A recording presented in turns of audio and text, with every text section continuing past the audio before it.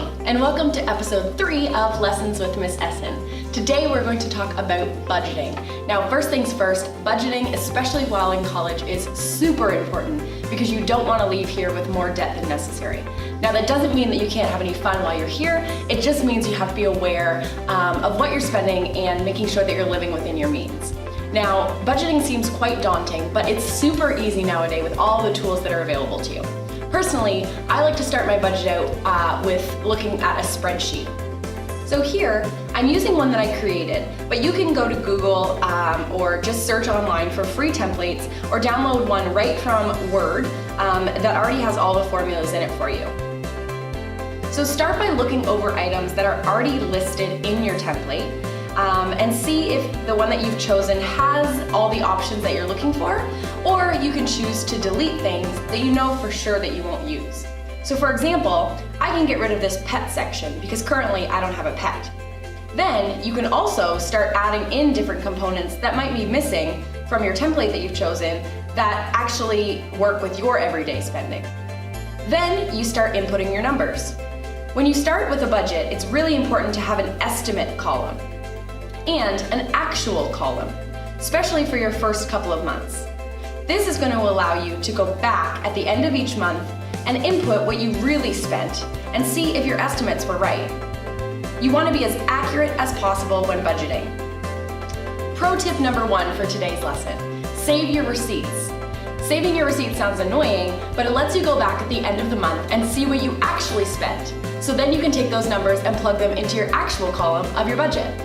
Whether you think so or not, the goal of your budget should actually be to get the balance to 0. And I know you're sitting there thinking, what? I don't want my balance to be 0. I know, I thought the same thing.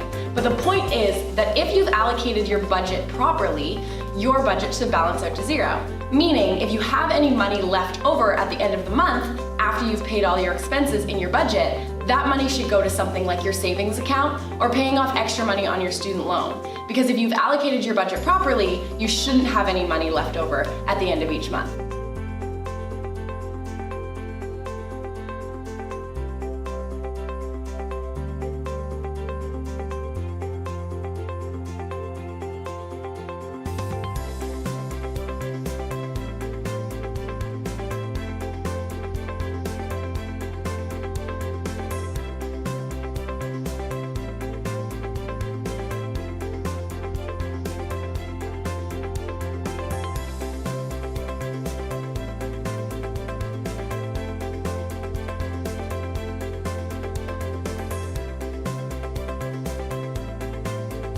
There are tons of apps out there now that let you do your budget on the go, especially on your phone. So my favorite app to use is actually called Mint.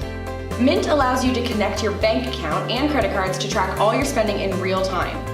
It helps you easily keep track of your spending right on your phone so you can see it as you go.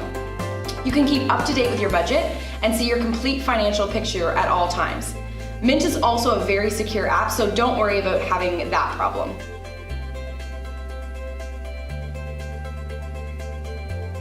Pro tip number 2. If you find budgeting really hard, it's probably because it's so easy nowadays with having our debit card or something plastic at our fingertips to overspend. A tip that some people use is to actually take out your spending money in cash. Now, I know that sounds silly because a lot of us don't carry cash around in our wallets, but if you take out your spending money in cash, then once the spending money is gone, that's all you have to spend for the month. So if you're constantly overspending the amount of cash that you've taken out, it might be time to reevaluate your budget, or you're just gonna have to wait till next month to buy that outfit that you need.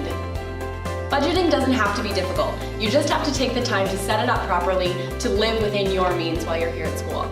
I hope that today helped you with at least a couple tips or tricks that you can use to help keep on your budget while you're here in college. Thanks again for watching this episode of Lessons with Miss Esson, and as always, don't forget to subscribe to our channel to continue educating yourself on things that you might want to know before you start here at college. If you have any comments or want more tips and tricks, make sure you comment below and we'll be sure to get back to you. Thanks again, guys, and we'll see you next time.